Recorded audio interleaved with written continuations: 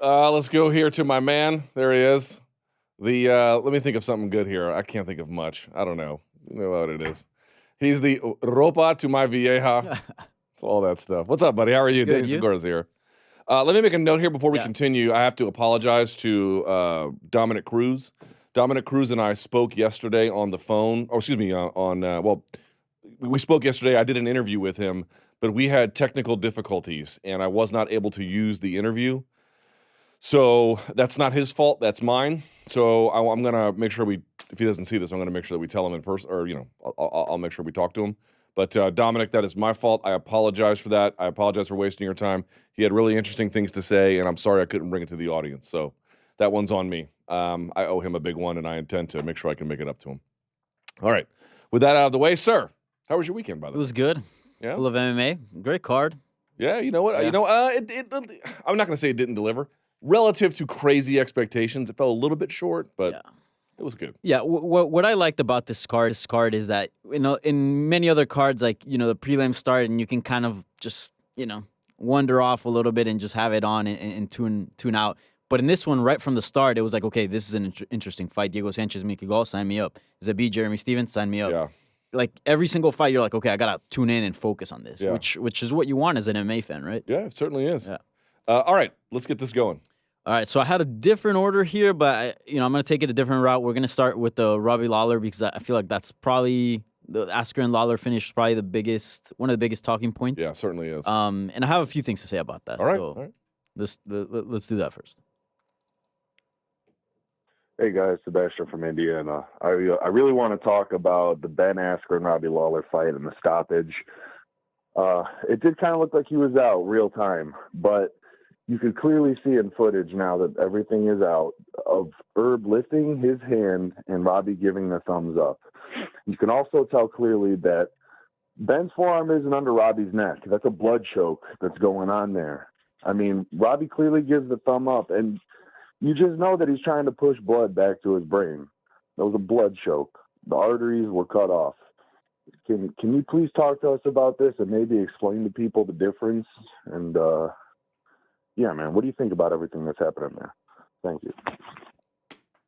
So the truth is that nobody knows if it's a blood choke or not, right? Like sometimes you get just a tiny little bit of space enough for you to be all right. Only Robbie knows that, for the most part. Yeah, I mean, even Ben Askren, you can get a choke. Sometimes you feel like you have an effective choke, but you don't. But, I don't know. It was a weird stoppage.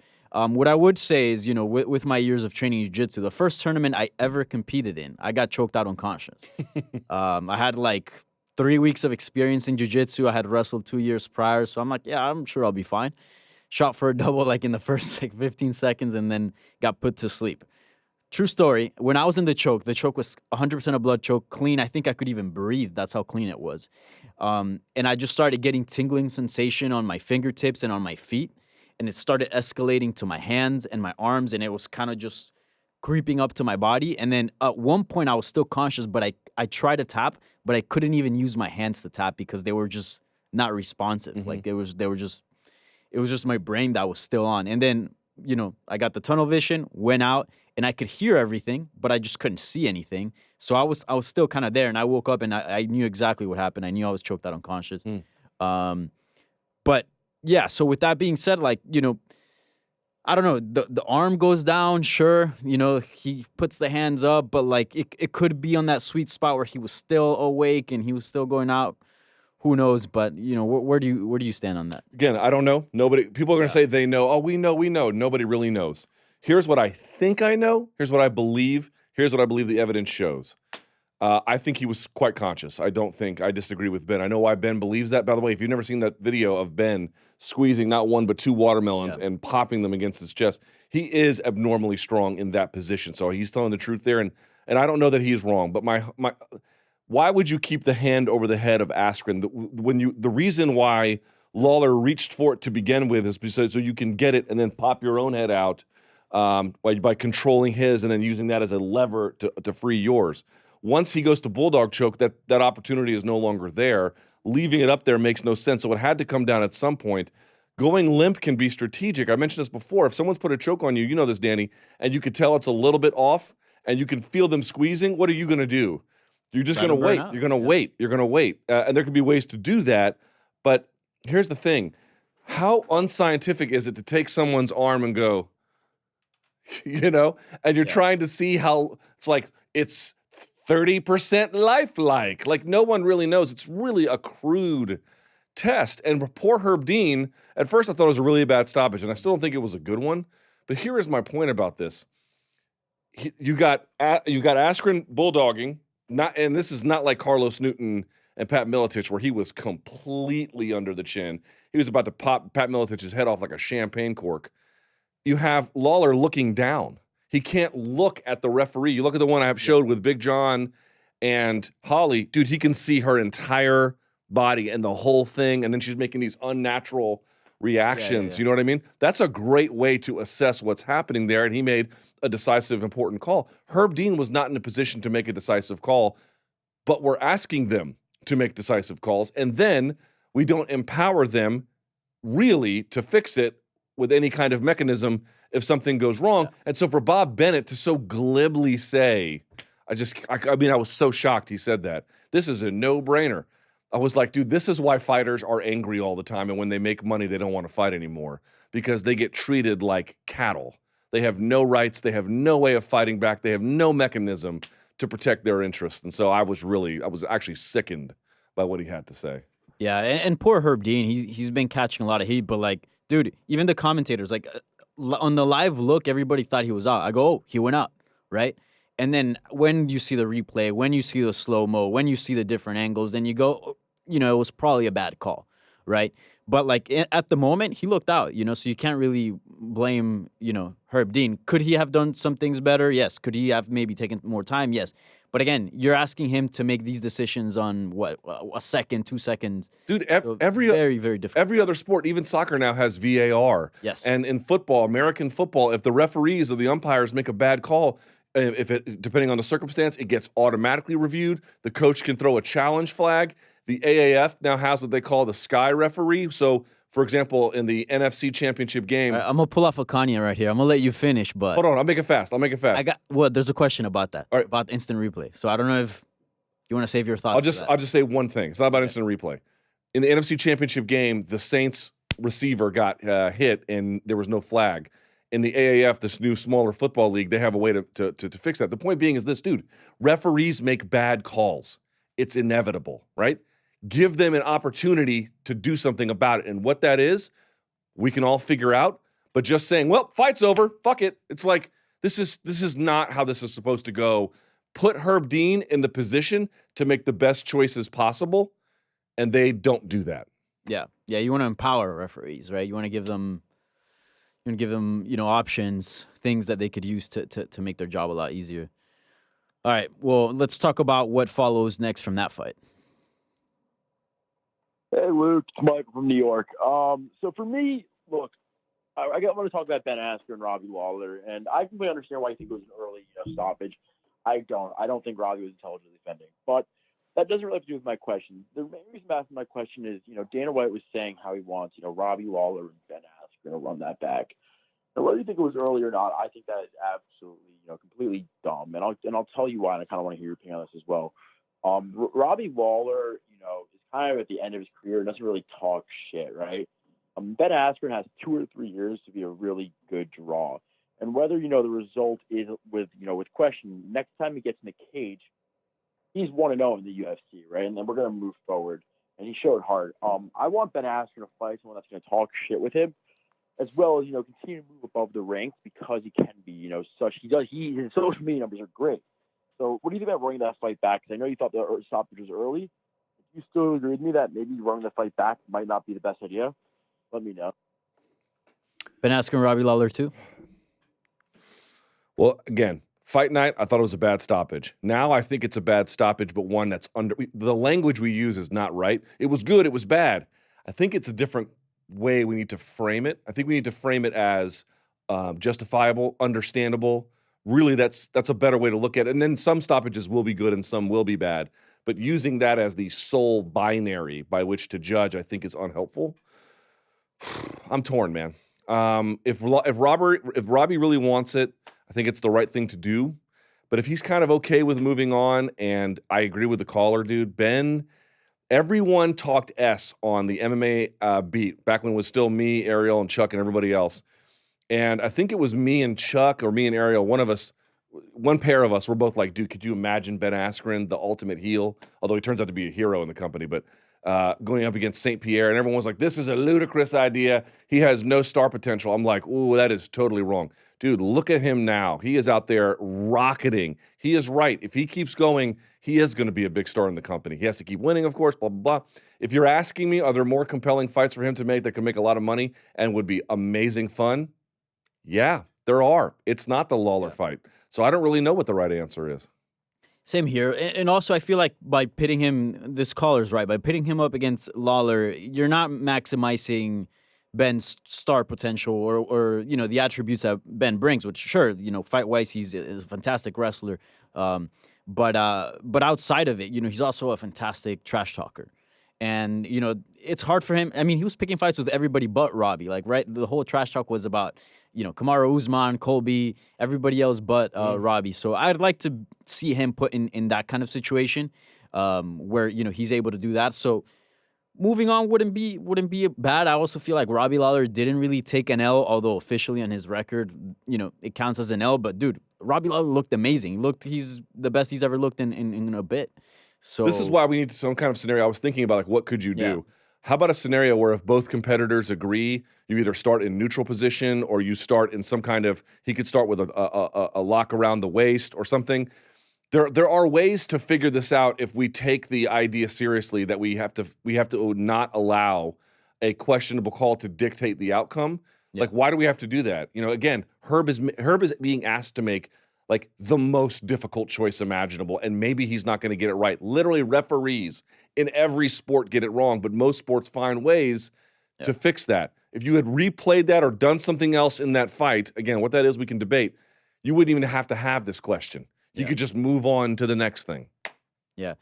So to answer that, I would like for him to get another matchup, but I wouldn't mind revisiting that fight, maybe like a fight or two down the line. Yeah. That'd be fun. That's a good idea. I like that. An interesting rematch. Yeah, if they both keep winning, that'd be a good one. Yeah, and then you build that up, like, what happened? Who really won? What's going on? Yep. All right. Well, I feel like this is all leading up to that instant replay question. So Okay. let's skip these others and let's go straight to that. Okay. I might end this early because it's Hey, a bit Luke, lengthy. this is Aubrey from Richmond, Virginia. Hey, Question RVA. about the use of instant replay in MMA. It's really maddening as a fan that the use of instant replay is only used in the UFC, I guess, for fight-ending sequences.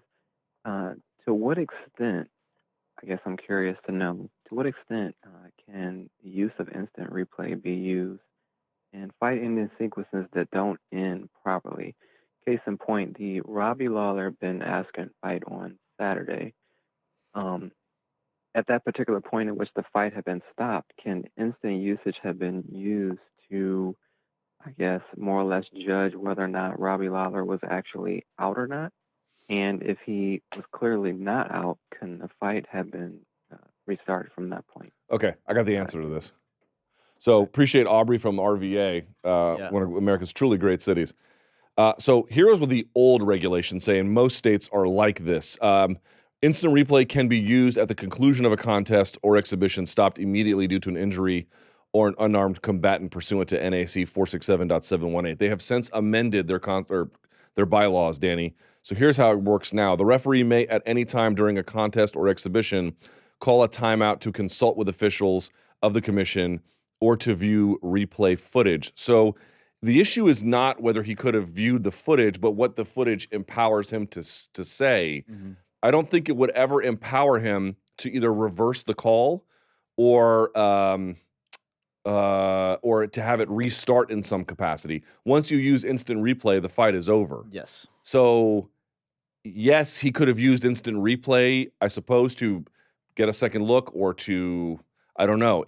I'm not exactly sure into what capacity viewing this would have helped, but this is my point. He doesn't have the tools to go over a decision. Now, maybe he doesn't regret the decision, but let's say that he did. He has no opportunity to fix anything. And there's going to be a scenario where the referee clearly gets it wrong. They know they're going to get it wrong, and they have to sort of live with it. Yeah. Dude, MMA is full of dumb rules. This is one of them. Like, how on earth, like, if you call instant replay, it's the replay is to figure out what decision you're gonna make on the fight, as far as like how it end, DQ, or you're gonna give a win to, etc. But why can't we just set up the replay where you can go back and look and see, okay, well, he clearly wasn't out. Maybe start him from a similar position and let the fight go on. I mean, I can understand the claim where, like, you're stopping the action, we're taking breaks, but like, how about when there's an eye poke or a groin shot? We're still stopping the action, giving the fighter 5 minutes to recoup, and then starting the fight again. Or why can't we just do that? Right. I don't know. They want to limit what referees can do. And by the way, ridiculous. Didn't Herb Dean, or who was refereing the main event? It was Herb, right? I believe so, yeah. And then Herb asked somebody if they'd seen the replay on the Smith-Jones knee. And I could hear him being like, "Did you see it?" And in that case, it was helpful. It was like, "Well, here was the thing. It was fine," or whatever. It was illegal, but he's okay, or blah blah blah. They were able to use it in that kind of a way to avoid the worst case scenario. Okay, fine. Or they took 2 points or whatever. But was it that fight? I can't remember. In any event, they yes. took 2 points. In any event, but these guys just have a real limited tool belt about what they can do. So we just have to end up living with these deeply unsatisfying results. And then, no brainer. It's like, oh my God. I mean, I can't believe this person has a job. All right, next. All right, let's talk about the main event winner. All right, lad. This is Keith from Scotland, Fife Kirkcaldy. So I just wanted to quickly talk about Jon Jones. Now, it was great to get back to a normal regime, champion against contender, see some normalcy in the division. But when the contenders are guys like Santos, Smith, Johnny Walker, Reyes, I feel like when you've got a talent like Jon Jones, this might be wasting him a bit. Now, Reyes might be a top prospect, and the one that Dana wants, Santos, that would be an exciting fight, but we know where this is ending up. I feel like if we're going to use Jon Jones, we should really get some world-class competition in there. Get Rockholder Romero up, Jones to heavyweight. I guess my question is just, is there really that much interest in Jones against a guy like Santos, no matter how exciting he is? Alright, thanks. Well, P.S. please unblock me at Keith Farrell on Twitter. Thanks. I'll send you that that handle later. Anytime I hear that accent, you may not get this. Anytime I hear this accent, I always think, head, pants, no. Do you know that from the movie? No. So I Married an Axe Murderer? So here's my sense of things. No, Danny, does anybody really think that Jon Jones versus Thiago Santos is somehow more interesting than Jon versus, Kane before losing to Francis, or Stipe, or DC at heavyweight? Nobody believes that. Nobody would argue that. Not the point. The point is the champion has the title. If you're going to have the title, you need to defend it against the most worthy contenders. They are entitled to an opportunity at least to get it. If he wants to remain at light heavyweight, then these are the directions we go. Thiago Santos is out there just putting the boots to these people. Yeah. He deserves a shot. Let's see it. That's it. Simple as that. Dude, I'm all for it. I actually like this better than all the super fights and making everything the biggest fight possible and champ and all this. Dude, let's just get champions defending their belts. No matter if the contender's world class or not, no matter whether you think the contender, doesn't have a chance, let's just see his fights. Like, let's just, get the ball rolling. I feel like all these championships, are stuck because people just want to do super fights. I'm down for Jones versus Santos. Completely fine with that.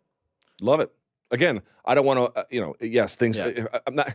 Does that put some other exciting fights on the card that are a little bit, more glamorous, a little sexier? Let's move on. It's good. Yeah, for sure. So there was a lot of referee controversy. So let's address what happened in the co-main event. Okay. Hey, Luke and Danny. My name's Kenny, and I'm calling from Flushing, Queens. Queens. Now, I like Mark Goddard a lot, and I think he's a great ref, but his decision to separate Usman and Woodley was questionable on several occasions, and I thought his "it's a fight, Kamaru" comment was pretty rude and ignorant. It's weird because he's usually really good about being assertive but respectful. So I was just wondering, what do you make of his decisions during that fight? And a quick second question, is GSP kicking himself now for not fighting Woodley? And how do you think a fight between them would have gone now that we've seen Usman's performance? I know hindsight's 20/20, but, it's fun to talk about hypotheticals. All right, thanks, guys. GSP wanted that big money. That's what he wanted. So, I'm not saying you couldn't make big money against Tyron, but, he's talking about Habib at his peak of popularity. That's what he wanted that for. Why don't you go first on this one? Well, Because you got all wrapped up in the Twitter beef. I got wrapped up in this Twitter beef with Jon Anik and Pro tip, Danny, never tweet. I do it all the time. Never tweet. Yeah. I'm slowly learning. But look, I think Mark Goddard is one of the best referees out there. Agreed. But when he said the comment of Kamaru, this is a fight, I was like, that did kind of rub me the wrong way because the man was fighting. It might not be exciting, but he's working. Like, even if it's not much, like, remember when they were just on over-under tied up and he's just punching the body? Like, you're not going to knock anybody out with that. But the man's still working, like, nonstop, whether it's stomping the foot, whatever it is, the man is active. So, yeah, I thought Usman was active from start to finish, and that was one of the reasons why he was so successful against Tyron Woodley. And I was in complete disagreement with the break of action. Same thing with, especially because it's a title fight. Remember the Cejudo Demetrius Johnson fight? Like when Cejudo was just dominant on top, and people were claiming, oh, they should get more stand up. Like he's not doing much. Yeah. Dude, he's holding him down. This is a world class fight. Like every single little inch matters. I think Mark Goddard's a great referee, but I didn't agree with his calls of halting, resuming the action. All right, so look, these referees take a beating on social media. Yeah. So if Mark is watching this, like, Mark, Danny and I think the world of your abilities. Yes, he's amazing. I would trust him to be a referee in the most important contest. I also, however, don't understand what he meant by that. Like, it's a fight. I'm like, did you see his totals? I mean, they're absurd. Okay, so I don't know exactly what that is. I will say this, Danny. This is where I differ from most people. Yeah. You have some of these purists, and I think I would classify Joe Rogan as one. I could be wrong about that, but it's my hunch when he's like, I think all stand-ups should be earned. Well, I don't exactly want unearned stand-ups, but I don't think our sense of earned is the same thing. There are absolutely scenarios where the person on top and bottom can both be stalling in their own way. It happens all the time. And there could be cases where the guy on bottom can be stalling and the person on top is willing to let them stall. There can be all kinds of scenarios like that. For example, Danny, if I'm against the fence and you're trying to take me down and I'm digging an underhook and I'm pushing the head and I'm not really going to do much else and you're going to wrap around my legs, but you're not really going to do much else, and then we sit there, some people are like, let him work. No, break them up. Yeah. I don't know why he made the decision to break them up. I will be honest, I did not have a problem with it. I think this is a sport. Yes. Dude, if you watch collegiate wrestling, those donks are on their whistle constantly forcing action. And I get that you don't want to be so interruptive that you change the course of a fight. On the other hand, if they're kind of stuck in these semi-neutral positions, and Kamaru's not much of a guard passer, he did get to mount once, but he kind of found himself there pretty quickly. He's not a heavy guard passer. Yeah. Move him along. I don't really have an issue with it. But I realize I'm outside the norm on that one. No, I think there's clear instances where a guy's stalling, he's looking at timeout, but I don't know. I really didn't get that sense with Kamaru in certain situations. He was working the whole time, and that was part of his strategy, just wearing on Tyron Woodley. But yeah, so he's a bad example. When I say stall, I'm talking about more what you see it is when someone goes for a takedown along the fence. Yeah. And they just kind of let each other both know if one makes the mistake, the whole thing blows up for them. So they kind of just hold where they are. And I've seen a lot of people like, why are they separating them? Separate those donks. I don't want to see the referee swallow the proverbial whistle in this particular case. Let him know. It's hard to know what Mark Goddard meant by that. But, dude, understand Mark Goddard's position because I know he got bitter at Jon Anik about it. Dude, they roast this guy every time he doesn't make the perfect call. And Herb Dean gets roasted as well. All these guys get when they burned. Make perfect calls, they don't get any praise for it. They get nothing, it's dude. It's just like, that's what you were supposed to do, And I know, look, you'd be like, well, that's what they signed up for. I know, but it's their lives are difficult, and they're sensitive about it, and I get it. It's personal. And so I think it'd be helpful, Danny, if he explained what he meant. But I wasn't overly bothered by it, although I grant it was confusing. Yeah. Disclaimer, Herb Dean, Mark Goddard, excellent referees. Yeah. Thank you for, being part of the sport. Yeah. They are not the problem. They are not the problem, yes. All right, now let's discuss, let's talk about two other guys on the card, on opposite ends of the spectrum, but nonetheless interesting storylines here. Okay. Hello, Luke. Hello, Danny. My name's Tom, and I'm from Liverpool. You can hear that Just want to say, love the show. Always tuned in. Just a couple of what next, really, for a couple of fighters who fought at the weekend.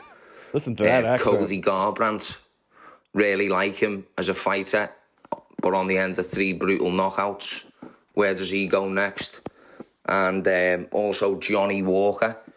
What's next for him after his brutal knockout?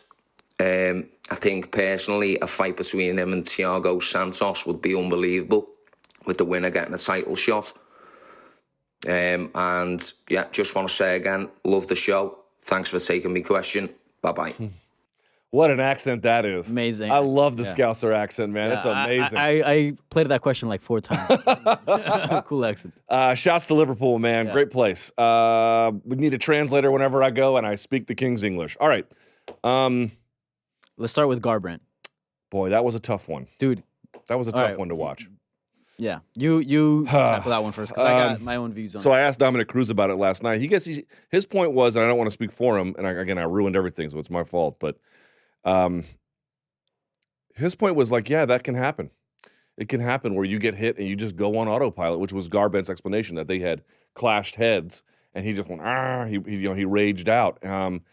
I think he's still working through some of those demons, man. I think he's still, I think that last loss to Dillashaw, I think it bothered him and I think it set him back. And remember Cody was one of the guys who was contender for 2017 or so for Fighter of the Year, man. Yeah. He had a ridiculous year. From unranked to champion. It was just an amazing run.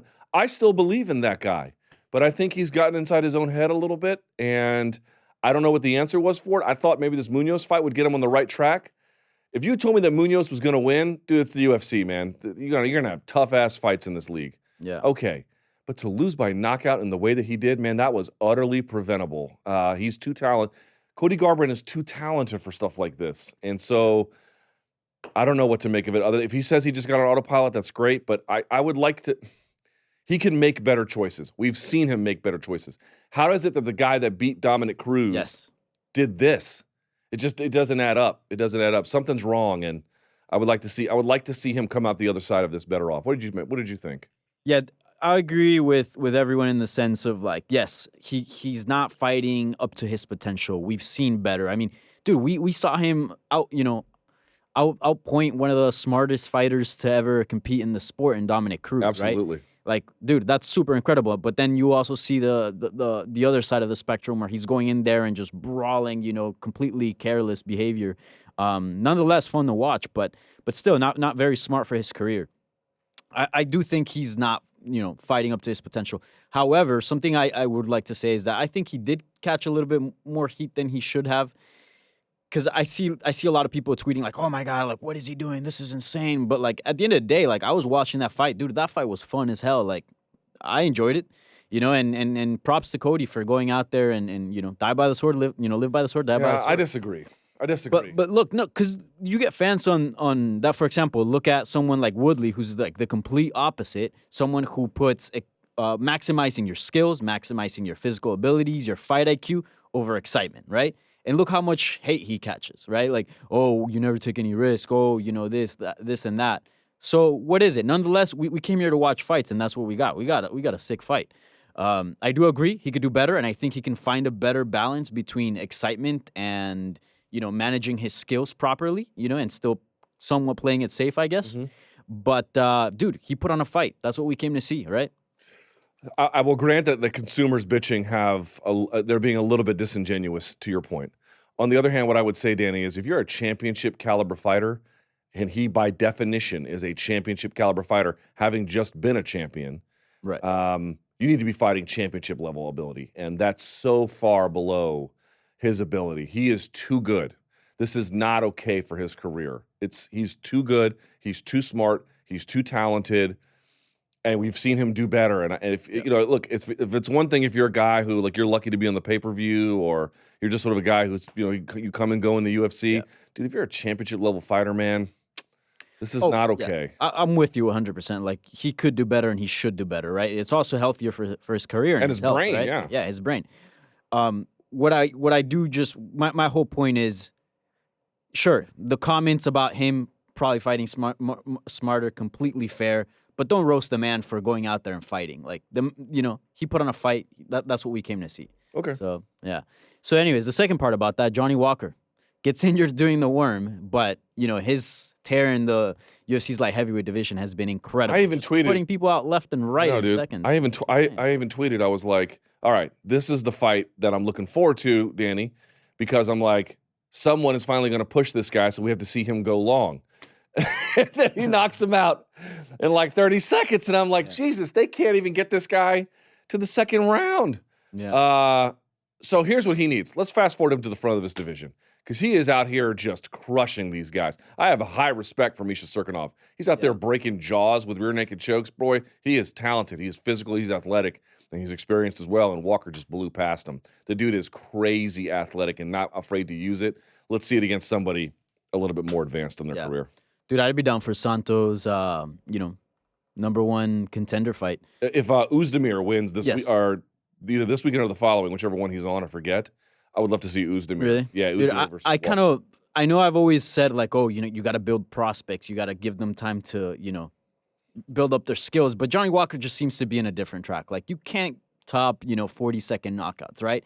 Like I'm okay with him just getting thrusted onto the top real quick. I don't know how you feel. I'm about not that. opposed to that at all. And I feel like we can, even if he manages to get to the top, loses to Jon Jones, dude, he's still young. He's still an exciting fighter. He can rebuild. I agree with that. Hey, we got to move this. I got to move to tweets because I got to get uptown. Okay, cool. Yeah. The Liverpool, we can't top that accent, so we'll have to call it a day there. Thanks. By the way, we still have tons of great questions. You know what? We need to do some kind of after hours one where we just answer a bunch of these. Yeah. Save anything that's evergreen that we could maybe answer next week, and we'll get to it. I'm sorry we had more time. I have another job. I have literally more work I have to go do. So, Danny, good job as always, my friend. Really appreciate it. Thank you, sir. Atletico sucks. Yes, I got the last one.